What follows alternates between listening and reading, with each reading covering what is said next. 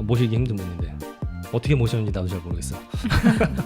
다 내 덕이지. 내가 그러니까. 가서 싹싹 빌었지. 그러니까 고마워. 이게 누구한테 고마워야 될지 모르겠는데 이정훈 소장님을 모시고서 다양한 건축가 그다음에 그의 삶과 뭐 그런 거를 이제 다양한 이야기를 한번 해보도록 하겠습니다. 네. 삶이 스펙타클 하셨죠. 그러니까. 그거에 대해서 들어보려고 저희가 모셨습니다. 그래서 얼마나 스펙타클한지 나도 궁금해가지고. 네, 한편으로 안 된다는 호언을 하셨으니까 그래요? 얼마나 스펙타클한지 한번 들어보시면 될 것 같습니다. 우리야 좋지 한 편이 네. 아니면 누구신지 좀 소개 좀. 아니 뭐 자랑할 것까지는 없고 그냥 열심히 하고 있어요. 건축가입니다. 이정훈입니다. 네. 그 정도야? 네. 그 정도의 분이 아닌데. 아니 이정훈입니다. 그러면 다 통하는 거 아니에요? 그거 아유, 모르겠어요. 아하, 그 무슨 정도구나. 말씀을. 예. 이거 혹시 뭔지 알고 오시기는 한 건가요? 아니 일단 오라 그래서 왔고 그래서 뭘 물어보냐고 했더니 그냥 유학한 얘기만 해주면 된다고 맞아요, 해서 맞아요. 너무 가볍게 얘기를 해서 네네. 아니 뭐 그러면 뭐 옛날 얘기니까 네. 옛날 얘기는 뭐 재밌게 하면 되니까. 예. 저도 편진 소장님한테 그냥 간간히 이제 소장님하고 친하다는 얘기와 함께 뭐 유학시 좀 짧게 들은 적이 있는데 가장 이해가 안 됐던 거는 접합점이 뭐였을까 궁금합니다. 어떻게 두 분은 어떻게 하시게 된 거예요? 제가 얘기요? 예. 아니 내가 얘기하는 게 맞나? 소장님 얘기죠. 아니 내가 얘기하면 좀 거칠어서 말이. 나는 좋지. 나는 좋지. 제 전 파트너가 런던에 있을 때 자아에서 일하셨고 그 인연으로 두 분이 친하게 돼서 자아 있을 때 같이. 제가 네. 이제 아. 얹혀서 알게 됐습니다. 그렇구나. 그리고 또 뭐 사무소도 같이 얹혀 그때 양재동에 있어가지고 이제 종종 커피도 마시고. 아 이러면서. 그러면은 박 소장님 알기 전에 파트너를 먼저 하시고. 그렇죠. 유학 얘기부터. 네. 네. 푸르시 있게 많다고 그러니 이제 코리아를 떠나서 이제 봉주르 프랑스로 가신 거잖아요. 제가 이 뒷조사를 조금 했는데 프랑스를 국비 장학생으로 네. 국비. 그 얘기부터 왜 프랑스로 가시려고 했고 국비 장학생은 어떻게 됐는지. 대학교 졸업하자마자 가신 거예요. 그 얘기를 하려면 대학교 얘기를 해야 되고 해주시죠. 네. 해주시면 돼요. 제가 이제 대학교 입학할 때는 건축가가 지금은 이제 커트라인이 이렇게 높지 않은 것 같은데 당시는 상당히 높았어요. 각 학과들이 그때 당시에 뭐 모든 학교 의대보다 높은 과가 건축가였어요. 그런 시절이 있었어요. 몇 년이. 안 믿어. 안 믿는데 안 보니까. 정말 그런 시절이 있었어요. 동시대야. 아 그래? 그때는 진짜로 힘들었어요. 거의 한 5, 6년 정도는 아마 그때 그랬었던 것 같은데. 94년부터 한 98년, 네, 9년까지. 그렇죠. 굉장히 붐이 있었고 건축가 돼야겠다는 생각을 해서 건축가를 가고 싶었는데 이게 고등학교 때 굉장히 저는 공부를 안 하는 학생이어가지고 그래가지고 삼수까지 한 거죠. 삼수를 하셨어요? 재수가 아니고 삼수예요. 그러니까 제가 이제 고등학교 때까지는 뭐 공부 생각이 없었다는기보다도 뭘 해야 될지 모르니까 공부를 하기 싫었던 거지. 이제 막상 대학을 다 친구들이 이제 무슨 과 간다 무슨 과가 사니까 나도 이제 그때 당시에 나의 정체성에 대해서 한번 생각을 해본 거고 그래서 건축과를 가야겠다. 이제 마음을 먹고 나니까 공부를 시작을 했는데 그때는 이미 늦었어. 왜냐면 수학에 기초가 없어. 뭐 그냥 뻔한 레파토리인데 일단은 수학에 기초가 없으니까 그때 기억으로는 그냥 머리를 다 밀었던 것 같아. 와. 그럼 머리를 밀고 맨 앞자리에 가고 이제 약간 좀 이제 나는 이제 공부할 거야라는 내 나름대로 다짐을 하고 근데 이게 보니까 공부도 이게 총량이 있는데 해보니까 쉽지가 않아. 아무리 천재라도 1년 만에 갑자기 성적이 이렇게 쉽게 오르고 이러지가 않는 게 기초가 없으면 쉽지가 않아. 뭐든지. 어쩌다 보니까 이제 재수 삼수를 했는데 근데 그 시절이 이제 내 개인적으로는 굉장히 도움이 많이 된 시절이에요. 왜냐하면 실패를 해봤잖아. 뭐 내가 원해서 한 실패고 그게 뭐 꼭 실패라고 하기라고보다도 그냥 인생 이렇게 뭐랄까 이렇게 자기 면벽 수행하는 느낌의 그 시절을 거쳤죠. 그래서 이제 도서관 노량진 학원 다니면서 책 읽고 그냥 또 가서 공부하고 이런 시절이 있었죠. 하루에 4시간 이상 안 자고 뭐 남들 하듯이 그때 당시에. 근데 어쨌든 우여곡절 끝에 학교를 들어갔어요. 건축가가 굉장히 힘들었고 당시에는 그래서 커트라인도 굉장히 높았고 그래서 근데 그때 그 시절에 이제 굉장히 많은 책을 읽었던 것 같아요. 개인적으로는 인문학 서적을 굉장히 좋아했고 그게 굉장히 저한테는 중요한 계기가 됐어요. 오히려 그렇게 실패하게 돼서 혼자서 내가 왜 공부를 하는가, 내가 뭘 해야 하고 앞으로 살아야 되는가에 대한 고민을 그냥 순탄하게 대학교 입학해서 갔으면 아마도 다음 얘기를 내가 못할 것 같은데 오히려 그 시절에 굉장히 내 정체성에 대한 고민을 하고 내가 진짜 뭘 잘할 수 있을까, 앞으로 어떻게 살아야 되나에 대한 그 시기가 20대 초반에 대학교 다니면서 미팅할 때 어쨌든 학원에서 혼자의 시간을 굉장히 많이 가졌어요. 근데 이제 그때 그 시간을 책을 많이 읽게 됐었어요. 그러면서 대학교 들어가서도 인문학에 관심이 많았어요, 사실. 수능 끝나고 나서 그래서 대학교 입학하기 전에 그 시간 동안에 도시락을 싸가지고 도서관을 다녔어요. 책 읽으려고. 나는 그게 너무 즐겁더라고, 사실. 그러니까 그게 되게 좋은, 어떻게 보면 인생의 큰 어떤 그게 됐고, 지금도 그 습관이 있어요. 내가 이 얘기를 할 수밖에 없는 거야, 그러니까. 왜냐면 이 얘기를 안 하면 지금의 얘기를 할 수가 없어요. 이 얘기가 제일 나한테는 중요한 시절이었기 때문에. 그래서 그게 자기가 처한 상황이 되게 실존적인 상황이고 너무 절박한 상황이 되니까 그런 책들이 와닿더라고, 사실. 뭐 예를 들면 시지프스 신화를 보면 인생이라고 하는 게 돌덩어리를 계속 올려서 그게 또 떨어지면 또 올려야 되는 삶이다. 되게 와닿잖아. 삼수생의 입장에서 보면 삼수를 안 해서 모르겠네. 굉장히 세상 쉽던데. 저는 굉장히 와닿았어요. 이게 이게 재수해도 안 되고 삼수해도 안 되고 이거 여기서 또 떨어지면 사수고 이렇게 뭔가 이렇게 절벽 위에 서 있는 느낌이었고 근데 이거 대학 졸업해도 또 그럴 것 같고 그러니까 이게 그렇게 보이는 거죠. 근데 그때 읽었던 책들이 이제 학교 가서도 굉장히 뭐랄까 내 인생관에 큰 도움이 됐고 학교 가서도 책을 많이 사 모았어요. 학교에서 다니면서 장학금 탄 거 다 책 사고 책 읽고 독서 토론하고 그러니까 계기가 돼서 학교 졸업하고 이제 4년 학교를 졸업하고 철학을 복수 전공을 하게 돼요. 그래서 저는 이제 학교를 6년을 다녔어요. 학부만. 그러니까 이게 남들 같으면 좀 이해가 안 가죠. 그러니까 이걸 대학원을 가는 게 대비 일반적인데 저는 근데 건축과 4년을 다녔는데 뭔가 마음속에 허전함이 있었어. 왜냐하면 건축 공부를 한 4년 해보니까 건축이 아무리 봐도 인문학인 거야. 나의 그 성향상. 이게 인문학의 그 기본이 없이 건축을 한다는 게 되게 공허하다는 생각을 하게 됐어요. 도시와 건축을 이해한다는 거는 결국 사람이 어떻게 사는가에 대한 이해하고 똑같은 건데 그런 교육적인 방식에서 보면 제도상에서 보면 공학을 배우는 건 좋았지만 그 공학만큼 또 인문학을 배워야 되는데 당시 상황에서 복수전공이라는 게 없었어요. 되게 아주 드문 케이스였어요. 복수전공으로 막 학교 막 몇 년 더 다닌다. 이거는 정말 특이한 학생이었죠. 그럼 2년 더 다니는 게 복수 전공 때문에 2년 더 다니는 거예요? 4년 졸업하고 2년을 철학과만 다시 다녔어요. 그래서 학점은 200학점을 들었어요. 그럼 지금도 건축은 인문학 쪽에 가깝다는 생각이 저는 그렇게 지금 보고 있죠. 근데 당시에 이제 내가 인생에서 가장 잘한 선택이 철학과 복수 전공한 거예요. 지금도 그렇게 생각해요. 근데 지금 작업은 되게 기하학과 공학적으로 느껴지는데 나는 인문학이라 그러니까는 그 베이스를 읽으셔야 돼. 어렵네. 못 읽네. 나는 철학 공부를 안 길을 못 해가지고 갔네. 나는 그러니까. 빨리 졸업해서 빨리 뭘 설계하고 싶으니까. 베이스를 좀 읽어. 야스다. 베이스를 좀 읽고 얘기 좀 해주세요. 좀 경청하겠습니다. 죄송합니다. 그래 유학은 어떻게 그럼 대학교에 가신 거예요? 철학 공부하고 나서 유학을 너무 가고 싶어서 근데 IMF였거든 그때가. 그때 걸리셨구나. 환율이 뭐 한 1,800원 막 이럴 때 유학을 가려고 하면 장학금을 받아야 되는데 GRE 미국을 유학을 가려고 GRE하고 토플 시험을 봤는데 잘못 못 본 거야 이게. 엉망으로 봐버렸어. 열심히 했는데 내가 원하는 성적이 안 나왔어. 근데 이걸 어떻게 할까 하다가 이제 취직을 했어요. 1년 동안 취직을 하고 설계사무실. 네. 근데 그게 또 도움이 많이 됐어요. 왜냐면 이제 또 이게 내가 진짜 원하는 설계사무소란 이런 되겠구나를 또 깨달았어요. 그래서 유학을 결심했죠. 그래서 프랑스로 가게 된 거예요. 과정이 있었어요. 그러니까 이게 다 내 입장에서는 내가 맞는 옷을 찾기 위한 어떤 시행착오의 과정들이 좀 있었던 것 같아요. 20대의 그 시간이. 그래서 28살 때 이제 유학을 가게 됐죠. 프랑스로 가는데도 토플이 필요해요?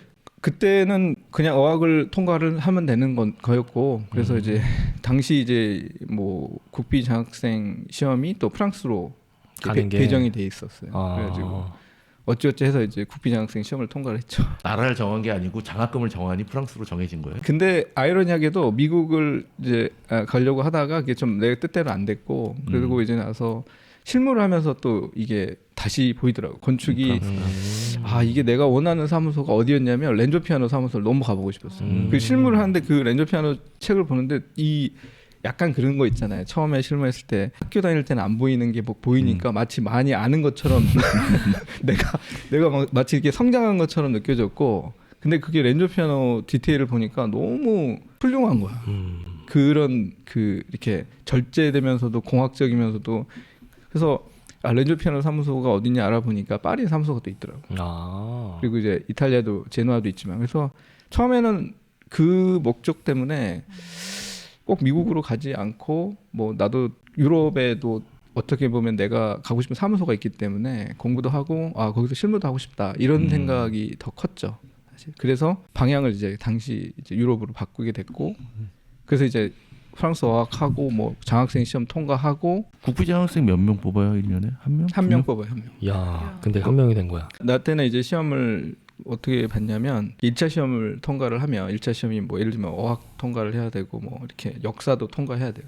2차 시험이 전 과목에 그러니까 건축 설계, 건축 역사, 건축 구조, 건축 무슨 시공 전 과목에 4년 동안 배운 통틀어서 문제가 5문제가 나와. 그러니까 이게 정말 어떤 문제가 나올지 모르잖아요.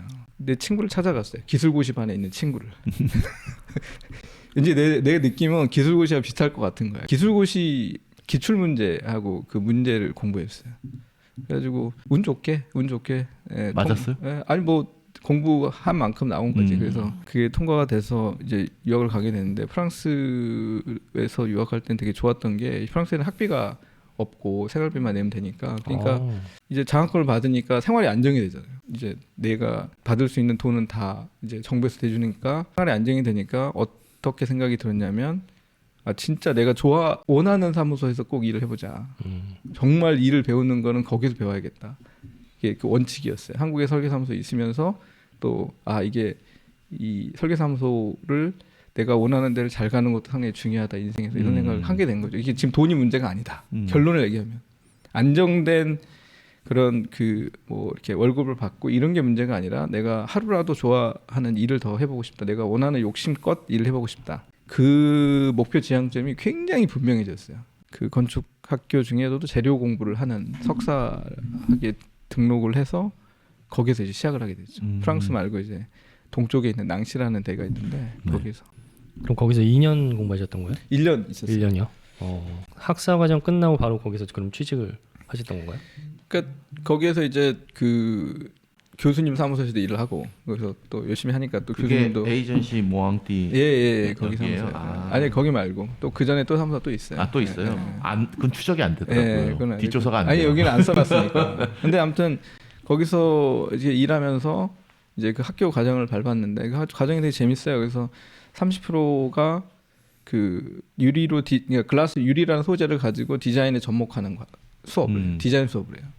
30% 과정은 재료공학과에서 오는 재료공학과 교수님들이 이렇게 수업을 하는 거야. 그러니까 예를 들면 벽돌은 딱딱한데 왜 유리는 이렇게 날카로운 거에 딱 긁히면 딱 반쪽이 나잖아요. 근데 그 이유가 뭐냐는 거지. 그러니까 유리의 성분에 대한 화학식에 대한 공부를 하는 거고 그 유리가 어떻게 두꺼우면은 뭐 열 관율이 얼마나 된다 이런 것들에 대한 아주 실질적인 공부. 나머지 30%가 답사예요.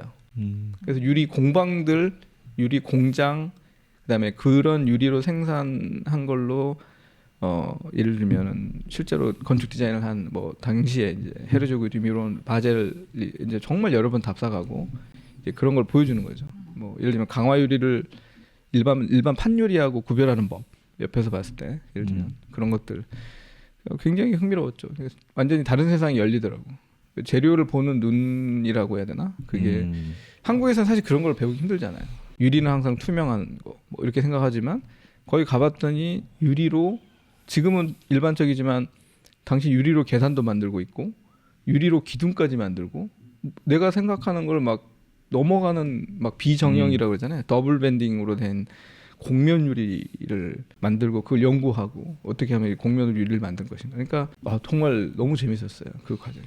거기는 디플로마 과정이 아니니까 재료의 전문가가 되는 거잖아요. 유리 재료에. 그렇죠. 그렇다 그러면 거기를 졸업하는 일반적인 프랑스인들은 아니면 거기서 공부한 수학을 한 사람들은 그럼 파사드 디자인 쪽으로 많이 가겠네요. 그럴 수 있죠. 예, 파사드 디자인이나 유리 관련된 직종에 일을 하거나 아니면 그러니까 재료에 관심 있는 사람들은 프랑스는 그 학교가 되게 많아요. 일반 건축가 과정에도 있고 거기서 엔지니어를 공부하고 싶다면 구조 엔지니어 과정도 있고 특화된 과정들이 굉장히 세분화돼 있어요. 내 친구가 낭시에서 공부했는데 이 과정이었구나. 그럴 수 있어요. 예. 유리 얘기를 얼핏 들은 것 같아요. 그건 맞는 거예요. 그러면. 그러니까 제가 그때 유리 과정 처음에 생길 때 너무 흥미로워가지고 그래서 근데 파사드 디자이너로 안 빠지고 다시 시계로만 사무실에 가서 이게 맞는 표현인지 모르겠지만 다시 설계로 아니죠. 그러니까 유리로 설계를 전문가 과정이라고 해도 유리로를 좀 깊이 있게 배웠지 건축가들도 다 수업을 듣는 거죠. 근데 이제 그 낭시 위에 매츠라는 도시가 있는데 그 매츠라는 도시에서 제2 pompidu 센터 공모전을 했는데 그 시기르바 선생이 당선이 돼가지고 그 매츠 시청에서 당선작 전시회를 하고 있었어요. 유리 수업을 듣는 중에. 듣는 중에 그래서 그걸 전시회를 가서 봤어. 친구들하고 가서. 와 이거야 바로 이게 내가 이거 무조건 난 이거 무조건 이래야 돼. 아 이거 지금 표정이 보여요 지금 이거 잘 잡힐 거예요. 그게 자기 확신인 것 같아. 그러니까 내가 지금 이런 프로젝트를 난 참여하기 위해서 내가 여기까지 왔구나. 약간 그런 느낌 있잖아요. 원래 시기로바 선생님은 그 재료를 굉장히 잘 다루셨거든요. 뭐 지금 페이퍼만 얘기하는데 사실 당시 설계한 거 보면은 뭐 플라스틱도 많이 쓰시고 그다음에 페이퍼 튜브 그다음에 뭐 유리도 잘 쓰셨고 굉장히 다양한 소재를 썼어요. 그리고 그 소재에 대한 공부를 하다 보니까 또 그 건축가를 더 공부할 수밖에 없고 그 건축가 논문도 그러니까 그 건축가를 에 대해서 쓴 논문도 많이 읽었죠. 어떻게 이분이 처음에 일본에서 건축의 베이스에서 시작을 했는지. 예, 그러니까 나도 이제 백그라운드에 기본적인 공부를 하고 있는 상태에서 그분이 또 마침 또 거기에 당선을 하셔갖고 그걸 보자마자 너무 일을 하고 싶어가지고 바로 그날 이제 집에 와가지고 메일을 썼죠. 한국말로 영어로 더듬 영어로 쓰는 거지. 그럼 그 전에는 다른 곳에서 일을 하고 계셨던 거예요? 네, 그 교수님 설계사무소. 보냈는데 이제 뭐 일본은 아시겠지만 일본은 다 무급 인턴이잖아요. 아 그래요? 네, 대부분 돈을 안 줘요. 그래서 뭐 거기 뭐 여러 군데에서도 이제 무급 인턴으로 오라고 했는데 근데 이제 시기르바 선생 사무소에 꼭 가고 싶어갖고 근데 거기서 또 마침 또 이렇게 제안을 비슷하게 한 거예요. 이게 혹시 너 우리가 당선이 돼갖고 파리 지금 사무소를 내고 있는데 거기서 일할 생각이 있냐고. 정말 되게 우연찮게 그 답이 왔었어요. 기억으로. 그래서 그럼 너무 좋다고 나와서 즉시 답을 썼지. 세워라 내워라 답장이 없어 그 다음부터. 나중에 이제 알게 된 사실은 이제 시기르바 선생이 너무 바쁘시죠. 그러니까 거의 뭐 세계를 돌아다니시니까 그런 걸 체크하시는 건 아니고 프랑스에 로컬 아키텍트가 있어요. 로컬 건축가 프랑스 사람이죠. 거기서도 이제 체크를 하는 거야. 누가 인턴을 하냐 마냐 이런 거 가지고. 유학 초창기에 불어도 안 되고 영어도 안 되고 아직 안 돼. 그러니까 싫은 거야. 장학금은 어떻게 받은 거야? 아니 그거하고 상관이 없어. 그건 한국어로 받았으니까. 그거는 그래? 야. 그래가지고 그래서 무슨 얘기냐면 자기들도 사무소 세팅하기 너무 이렇게 정신없고 하니까 누군가가 막 인턴 오고 이런 관심이 없어요 사실. 사무소 분위기가 그렇더라고 나중에. 근데 나는 여기를 가고 싶은데 나를 받아줄 생각이 없는 거야. 일본 사무소에서 여기 가서 일해보라고 한번 이렇게 딱 던져줬는데 막상 또 파리 사무소에서는 관심이 없어. 진작에 이런 이제 애매한 상황이 벌어지는 거야. 그냥 몰래 출근하고 몰래 퇴근해도 뭐를 어이. 그때 이거는 내가 여기는 꼭 일을 해보고 싶다라는 생각이 들어서 다시 일본 사무소에다 전화도 하고 메일도 또 보내고 파리 사무소에 또 보내고 어마어마하게 몇 달 동안 계속했죠. 나중에는 이제 한국에서 한국인 미스터리 하면 다 알아. 또 걔야? 또 걔야. 그만 좀. 이 정도면 알아들어야 되는데. 그만 좀. 이 정도면 알아들어야 되지 않아? 자기들끼리 눈치 없는 거 아니에요? 눈치가 너무 없는 거지. 그냥 계속 들이대니까. 근데 이제 당시 이제 학기가 끝나가니까 이제 나도 결정을 해야 되는 거예요. 왜냐면 프랑스나 영국 같은 데는 이제 집을 내놓으려면 한 달, 두 달 전에는 이제 노티스를 해야 되잖아. 그렇죠. 그래가지고 정말 고민이 많은 거예요. 이게. 내가 이제 낭시에 있다가 사무소는 파리에 있을 거니까 파리 사무소에서 오라는 얘기도 없는데 나는 삼국지에서 장판교의 장비가 장판교를 때려 부시잖아 이렇게. 가야죠. 갈 길을 이제 없애버리는 거야. 이제 퇴로를 없애는 거야. 낭시를 버렸구나. 망치를 버렸지. 가야지. 교수님한테 내가 이제 저 파리로 떠나겠습니다. 그쪽에 오라는 얘기를 한 적이 없는데. 파리로 무조건 가겠다. 왜냐하면 그 정도로 결기가 없으면은 사실 모든 걸 하나도 그래. 못 하겠더라고. 왜냐하면 내가 뭐 A도 좋고 B도 좋고 거기서 내가 취업할 수 있는 내 스펙도 아니고 막상 유럽 나가 보시면 아시겠지만 뭐 누가 알아? 한국 사람 아무도 모르죠. 그렇지. 뭐. 그 당시에는 더 했을. 더 해야죠. 지금은 이제 한국이라는 나라 이미지가 있지만 당시는 뭐 그냥 베트남 정도 하고 동급 정도 그냥 이렇게 일본 정도는 굉장히 이제 사람들이 뭐 일본인이라고 하면 그런 게 일본 있지만 건축도 있고 그러니까. 당시에 나랑 같이 공부했던 친구가 칭화대학교에서 온 중국 애가 하나 있었는데 걔가 최초인 거야 이게 프랑스 유학원에. 뭐랄까 이렇게 일본 사람들은 유학을 아예 안 하고 동양 사람 중에서는 중국 사람하고 이제 한국 사람들이 이제 유학을 했는데 한국 사람이 좀 더 먼저 하고 이제 그때 중국 사람들이 막 물밀듯이 들어오는 그런 시절이었어요. 그래서 어쨌든 되게 우연찮게 시계로만 사무소를 막 어떻게 들어갈까 막 궁리를 하다가 내가 아는 선배님이 우연히 낭시에 이렇게 오셨다가 야 그 교수님 한 분이 옛날에 시계로만 선생이 서울대에서 오셨을 때 통역을 하셨어. 그 얘기를 딱 하신 거야. 그렇게 너무 절박하니까 별 생각이 다 드는데 갑자기 그 얘기가 딱 생각이 난 거야. 그래가지고 내가 그 아직도 지금 기억이 선한데 그 조깅을 하다가 야 이거 전화를 안 하면 내 인생에 너무 후회가 될 것 같은 거야 이게 그 순간에. 그래가지고 그 순간에 그때 당시에는 이제 핸드폰 그 국제 전화를 할 때 이렇게 카드를 사가지고 바나나 카드. 바나나 카드 그게 카드 끼워가지고 유학생은 이렇게 알죠. 충전해가지고 하는 시절이었는데 맞아. 카드도 충전이 됐었어. 카드 충전해가지고 그래가지고 그걸로 교수님한테 전화를 했죠. 네, 교수님이 너무 감사하게도 제가 정말 가고 싶습니다. 좀 도와주십시오. 했더니 교수님이 시기르반 선생의 동경 사무소에 전화를 해준 거예요. 그거 대단한 거죠. 사실. 대단한 거죠. 나 지금 생각하면 쉬운 일이 아니야. 맞아요. 근데 알고 보니까 일본은 교수 추천이 없으면 인턴을 못해. 일본이 그렇더라고. 그러니까 내 품위익범 악기 사무소에서도 오라고 했었는데 거기서 뭐라고 했냐면 혹시 교수 추천을 있으면 교수 추천을 받아오라는 거야. 그게 훨씬 유리하다. 그러니까 나중에 산 거야 이게. 그러니까 물어볼 사람이 없으니까 이렇게 국제적인 회사에 인턴으로 가고 싶은데 물어볼 사람이 없잖아요. 그러니까 나는 그냥 뚫은 거지 내가 이렇게 하면서 뚫은 거. 나중에 가서 보니까 야 그거 유럽은 다 추천서야. 다 추천서야. 그러니까 교수 추천이나 뭐 아는 사람 추천이면 되게 쉽게 가는 건데 그게 없다 보니까 언어도 완벽하지 않은 상태에서 그걸 막 떠듬떠듬 말해가면서 그걸 뚫으려니 엄청 힘들었죠. 근데 교수님이 흔쾌히 전화를 해주셨고 답변이 왔어. 일주일 뒤에 파리에 있는 모모 사무소, 그러니까 로컬 아키텍트 사무소에 내가 아직도 기억하는 게 시간도 10시 반이야. 저녁 10시 반? 아침 10시 반. 어이. 과하네. 아니 시간차가 있을까요? 그래가지고 오라는 거야. 인터뷰 준비해가지고. 근데 그 문구가 나는 되게 와닿았어요. 잘 준비해서 와라. 너를 테스트하겠다. 그러니까 이게 억셉트 하겠다는 게 아니라 너를 테스트하겠다. 그때 시르반 선생이 파리에 있으니까 그때 너를 인터뷰하겠다. 일주일 딱 있잖아요. 인생의 그 일주일의 시간이 하루하루가 정말 한 시간이 정말 말도 못해. 근데 어마어마한 거예요. 시계루반이 일주일 시간 내서 거기 가서 업무를 보는데 인턴을 인터뷰한다. 그렇지. 그러니까 그 스케줄 시계루반 선생의 그 스케줄을 맞춰서 그 시간에 인터뷰를 나를 잡아준 거잖아.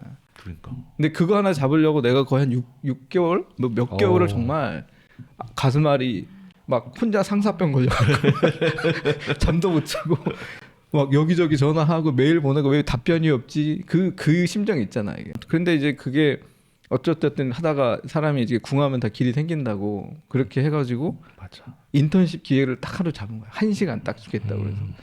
그러니까 그때 이때부터 일주일 동안 영어로 준비를 해야 되잖아. 근데 프랑스에 공부하러 갔는데 갑자기 영어로 또 인터뷰 준비를 해야 되는 상황이 온 거지. 그 낭시가 이제 좀 이렇게 작은 도시여가지고 국제적으로 있긴 한데 애들이 찾기가 힘들어요. 영어 쓰는 애들을. 그래가지고 도서관 식당에 그냥 기다리고 있었어. 그렇게 들어보고 밥 먹는 애들 말하잖아. 미쳤네. 이 양반 미쳤어. 집요하다 진짜. 아니 그러니까 밥 먹을 때 친구랑 말을 할 거 아니야. 성공하려면 이 정도 지병은 있어야 돼. 맞죠. 아니 그래가지고 영어 쓰는 애가 있나 보자 하고 도서관에 기다린 거야 이게. 그랬더니 진짜 한 4시간을 기다렸는데 없어요. 그래서 포기하고 나오려고 하는데 나타나. 한 명이 나타나. 갑자기 내 앞에 영어를 쓰면서 친구랑 지나가는 거야. 드라마야 이거 완전히. 그러니까 그래서 그 친구한테 달려가가지고 나 진짜 나 절박하다. 나 진짜 중요한 인터뷰가 있는데 나를 좀 도와달라. 그 친구가 어디서 왔냐면 북아일랜드. 북아일랜드. 북아일랜드에서 교환학생 온 거야. 북아일랜드면은 영어도 쉽지 않은 영어인데 그 쉽지 않지. 북아일랜드 영어는 설마 되게 그 발음으로 한 거 아니겠죠? 아니 그러니까 일단 나는 내 입장에서는 뭐라도 해야 되니까 혼자는 도저히 준비가 안 될 것 같으니까 그래서 이제 북아일랜드 여자한테 내가 시간당 20유로를 줄 테니 좀 도와달라 해서 그 과외를 받았어요 매일. 네, 하루 준비하고 과외 받고 하루 준비하고 과외 받고 그렇게 하면서 이제 맨날 밤을 새는 거지. 왜냐면 포트폴리오를 만들어야 되니까 이제 그때 한국에 했던 프로젝트, 낭시에서 했던 프로젝트 막 바리바리 막 해가지고 막 무슨 뭐 두루마리부터 포트폴리오 막 세 종류 막 그러니까 물론 이제 내 딴에는 막 이제 잘해보려고 막 거의 뭐 일주일 동안 잠을 못 잤죠. 그리고 그 친구는 무슨 과였어요? 그때 어문계열 친구였던 걸 알았어. 아무튼 그래가지고 되게 좋아서 되게 고마웠어요 사실. 그래서 그 친구가 야 너 이렇게 할 때는 PT 할 때는 이렇게 이 부분 발음을 좀 이렇게 해야 될 것 같고 이렇게. 잘 가르쳐줬네 그 친구. 아니 근데 그게 이제 일주일 동안 뭘 배우겠어요 사실. 영어 안 늘어요 일주일도 한다고. 늘지는 않는데 근데 그건 있어요. 심리적으로 좀 안정감이 이렇게 안정감 연습을 해보니까 나도 이제 훨씬 마음이 편해지는 거죠. 그래서 이제 막 두근두근 응? 막 그런 가슴 막 어마어마하게 뛰잖아. 그 순간에 나 스타 연예인을 보는 그 연예인을 보러 간다. 내가 존경하는 사람을 보러 간다. 그 막 정말 잠도 안 오지. 그래가지고 낭시에서 3시간 기차 타고 파리에 도착을 딱 했어. 파리에 딱 그 약속 장소에 그 사무소에 딱 갔더니 진짜 연예인이 계시는 거야. 그리고 아직도 잊을 수가 없는 게 그때 첫 번째 악수를 하는데 손이 되게 크시더라고. 되게 따뜻했어. 처음에 반갑다고 이렇게 나한테 악수를 청하시더라고. 얘기 많이 들었다고 그래서 그래서 나한테 이렇게 PT 해봐라 이렇게 해가지고 1시간 또 열심히 했죠. 다행히도 열정적으로 보셨나 봐요. 그렇게 막 진짜 뭐 이렇게 교수님한테까지 연락해가지고 이렇게 집요하게 막 연락하고 이런 애도 처음 봤을 뿐더러 막 PT도 막 그냥 막 두루마리 펼치고 포트폴리오 막 이렇게 해가지고 나 이렇게 했기 때문에 했더니 내가 이제 파리에서 인터뷰 끝나고 낭시라는 데 딱 도착하니까 한 오후 4시인가 5시인가 됐어요. 인터뷰 끝나고 점심 먹고 왔으니까 메일이 도착해 있었어.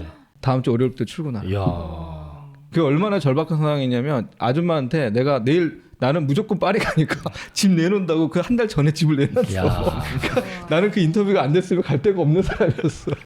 그래서 파리는 월요일날 간다고 거기서 집 구하고 일할 수 있는 상황이 아니잖아. 그러니까. 한국 사람이 있었나? 없었다니까. 그러니까 나는 그냥 여기 아니면 나는 그냥 길거리에 남겠다라고 생각한 거야 이게. 왜냐면 이유가 뭐냐면 인턴을 구하면 그때 집을 내놓으면 늦잖아. 한 달 뒤에 가야 되는데 내가 그럴 상황이 아니라니까. 오라면 빨리 가야 되는. 나는 이제 준비가 돼 있었고 모든 게 다 내 신변이 다 끝나야만 가야 되는 거야. 그렇지 않고서는 내가 얻을 수 있는 게 하나도 없겠더라고. 그러니까 내 모든 걸 다 던져야 요만한 거를 얻을 수 있는 상황이었어요. 당시 상황이. 그러니까 객관적으로 뭐 내가 뭐 어마어마한 뭐 하버드나 뭐 이렇게 누가나 알만한 학교를 나온 것도 아니고 또 뭐 영어나 불어가 완벽한 사람도 아니었고 또 포트폴리오가 뭐 그렇게 세계적으로 애들이 봤을 때 뭐 정말 탑 클래스 포트폴리오도 아니었고 그러니까 나의 그 상황에 대한 객관적인 평가가 돼요. 이렇게 해외 나가 보면 그러면 더 겸손해지고 나도 하나 더 배워야 되겠다. 그리고 나 여기에서 꼭 배워야 되겠다. 그럼 뭐 그냥 자존심이고 뭐가 없어. 그냥 이건 무조건 내가 여기에서는 꼭 해보고 싶다는 생각이 있어가지고 그게 이제 중요한 것 같아. 그런 거 자기가 좋아하는 게 뭔지를 안다는 것 자체가 중요한 것 같아. 그게 이제 내가 아까 말한 철학 공부나 이런 막 삼수한 얘기도 시작을 했지만 그때 이제 그런 과정들이 그런 프로세스로 가게끔 나한테 원동력이 된 거죠. 그 시간이 있었기 때문에 나는 여기에 대한 확신을 가질 수가 있어. 안 그랬으면 뭐 여기서 오세요 저기서 오세요 했으면 그냥 뭐 돈 주는 데 갈게요 뭐 이랬겠죠. 근데 돈을 안 주는 데만 가겠다 진짜로. 네, 돈을 안 주는 데만 가겠다. 그게 목표였어요 사실. 그게 이제 또 될 수 있었던 게 국비장학생이 되니까 생활비는 있잖아요. 그러니까 그 인턴 과정 중에도 그러면 장학금이 나왔죠. 나왔죠. 그러니까 그렇게 결정할 수 있구나. 그러니까 이제 좀 내가 좀 더 도전적으로 그거하고 상관없이 내가 정말 이렇게 돈 많이 안 주더라도 내가 배울 수 있는 데 가서 나는 학교 다닌다 생각하고 간 거지. 난 정반대 선택을 했는데. 국비장학생은 몇 년 동안 남은 거예요? 3년 남아요. 아, 3년. 와. 굉장히 그래도 나쁘지 않죠, 조건 자체가. 그러면 시계로반 사무실에서 몇 년 일하셨던 거예요? 1년 반 있어요. 1년 반. 그럼 1년 반 동안 어떤 일을 하셨던? 그 시길반 선생님이 이제 했던 프로젝트 여러 개가 있었는데 그 중에 이제 하나가 이제 그 저소득층을 위한 집합주거단지도 그런 것도 있었고, 있구나. 네, 그걸 이제 처음에 시작했어요. 그러니까 뭐 시길반 선생님이 처음부터 막 큰 프로젝트를 한 건 아니고 처음에는 막 보트하우스, 보트 넣는 이렇게 조그만한 거 그런 무슨 캐노피 디자인부터 하셨고 그 다음에 저소득층을 위한 주택도 거기서 하셨고, 그러니까 뭐 엄청 프로젝트를 몇 개를 하셨어요. 그리고 나서 유럽 프로젝트예요. 유럽 그건? 프로젝트, 예, 프랑스 프로젝트죠. 어. 그래서 이제 이미 프랑스 로컬 아키텍트하고 협업 관계를 갖고 있었죠. 그러는 사이에 공모전이 당선된 거예요. 아, 선후 관계가 그거구나. 그렇죠. 예. 그래서 그 공모전 프로젝트 당선된 프로젝트에 이제 참여하는 걸 전제로 내가 인턴을 시작하게 된 거예요. 1년 반이면 인턴 치고 꽤 깊게 하신 건데. 근데 원래 인턴은 3개월 과정이고, 네. 근데 이제 그거를 남들은 이제 뭐 소위 말해서 9 to 5, 9 to 6 해서 이제 애들 6시 딱 5시 퇴근하는데 나는 되게 어렵게 구했잖아. 인턴을. 또 미친 짓을 했구나. 가서. 간절했고. 말 안 해도 알 것 같은 그런 그림이 아니 근데 그려지네. 하루하루가 나한테 너무 소중한 거야. 내가 어떻게 왔는데. 그러니까 아니 난 지금 나 여기 놀라고 온 거 아닌데 나 편하게 여기서 일할 생각이 아니었던 거지. 그러니까 뭐 시키지도 않은 용접도 하고 모형 용접도 하고, 그러니까 뭔가 이렇게 좀 조금 열심히 했다고 생각해요 개인적으로는. 했고, 근데 이제 사무소 세팅을 하려고 사무소에서 직원들도 막 구하잖아요. 근데 이 동양 사람이 이 유럽에서 프랑스 사무소를 하는데 유럽 애들이 동양 사람 말 잘 듣지 않아요 절대로. 이게 굉장히 그 문화적으로 그 선입견이 되게 세고 아무리 일본 사람이라고 해도 쉽지가 않아요. 또 언어적으로 영어밖에 안 될 경우에는 프랑스어를 이제 제압하기가 어려워요. 당시 시길반 선생님 되게 힘들었어 그 때문에. 막 중간에 있던 PM PA 프로젝트 아키텍트가 막 자기 마음대로 하려고 하고 그래가지고 걔 자르고 막 다른 사람들 일본에 있는 사무소에 사람들 데려오고 이랬어요. 이게. 그런 복잡한 과정이 있어요. 그러면서 나는 이제 열심히 하니까 쟤는 좀 열심히 하는 것 같아. 그리고 뭔가 이렇게 항상 제가 알아듣는지 못 알아듣는지 모르겠지만 일단 예스부터 하니까 해볼게. 그래서였는지 언제 한번 부르시더라고. 너는 조금 더 이렇게 굳이 번역하자면 좀 근면한 것 같고 내가 너를 믿을 수 있을 것 같으니까 좀 이 프로젝트 같이 좀 하면 어떠냐. 그러니까 이게 원래는 계약은 3개월 인턴 계약이 시작이 됐지만 이제 그렇게 해서 길어진 거죠. 그래서 그 프로젝트에 실시 설계 팀이 한 6명 됐어요. 누구는 어떤 사람은 이제 평면을 맡고 어떤 사람은 뭐 루프 디자인을 맡고 어떤 사람은 뭐 이렇게 파트가 있죠. 나도 이제 그 조그마한 파트 하나를 맡게 됐죠. 근데 그걸 맡은 게 되게 중요한 게 그렇게 해보면 좀 어떻게 보면 그 파트의 팀으로서 일을 하게 되니까 전체적으로 볼 수 있잖아요. 내가 꼭 중요한 일을 하고 안 하고가 중요한 게 아니라 그 결정 과정들 다 보잖아요. 다 보는 거죠. 그 인터뷰하는 것도 다 듣고 물론 이제 어느 정도 완벽하지는 않지만 근데 그게 또 다른 고난의 시작이더라고요. 왜냐하면 내가 능력이 안 되는 사람이 내 능력보다 더 어려운 자리에 지금 들어간 거야 사실. 왜냐면 거기 오는 애들은 기본적으로 장르벨에서 한 2년 일하고 깔라트라바에서 2년 일하고 노만 포스트 2년 일한 애들이 오는 자리야. 왜 그러냐면 그 이제 참 경험을 안 해보면 이해를 못할 수 있는 부분이 그 세계가 그래요. 그 국제적인 프로젝트를 하는 그 세계는 단순히 근면 성실하다고 할 수 이게 되는 일이 아니야 그게. 왜냐 경험이 너무 필요한 거예요. 그 세계적인 뭐 그 소위 말하는 전문가들이잖아요. 멤브레인의 세계 최고의 전문가들이 오는 거고, 예를 들면은 뭐 글라스 뭐 디테일 하나만 해도 그 기준이 우리가 생각하는 것보다 훨씬 더 경험을 필요로 하는 거야. 이 유럽 시장이 크잖아요, 우리나라보다. 그러니까 야 이탈리아에서 저번에 그 렌조 피아노가 뭐 설계할 때 보니까 이거 디테일 썼는데 이거 안 좋았으니까 이번에 하면 안 돼. 이게 그냥 그런 프로젝트를 하다 보면 기본이야. 그러니까 그런 전문가가 이탈리아에 있으면 이탈리아 사람 오는 거고 스위스에 있으면 스위스에 오는 거야. 그러니까 자기가 그런 그 A급 설계사무소, 소위 말하는 세계적인 설계사무소에서의 그 경험이 너무 중요한 거죠. 그렇게 해서 나 깔라트라바 있을 때 이렇게 해봤어. 그때 이런 거 썼었어. 그 디테일이나 이런. 장르벨에서는 깨브롱이 뮤지엄 할 때 뭐 어땠 그러니까 이런 것들에 대한 데이터가 없이 이제 들어가니까 정말 일하는 게 너무 힘들었죠. 사실 언어적으로도 완벽하지도 않고 그러니까 들어가긴 들어갔는데 어찌어찌 해서 정말 운 좋게 그 자리에는 앉았는데 내가 능력이 안 돼. 솔직히 말하면. 그래서 그 고민을 많이 했죠. 이거 그만둬야 되나 아니면 끝까지 버텨야 되냐. 쫓아낼 때까지 그냥 가야 되냐.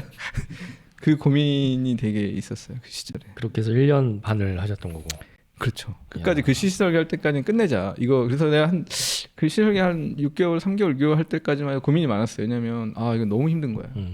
왜냐면 내가 맡은 파트에서 내가 프랑스에 있는 협력사를 불러서 내가 이제 디벨롭 해야 돼. 한국은 1년차, 2년차, 3년차, 4년차 이렇게 있잖아요. 실장이 있고. 그래서 야, 너 일로 와봐봐. 너 이거 모르면 안 돼. 이렇게 해서 가르쳐주고 빨간 펜도 해주고. 걔네들은 그게 없어요.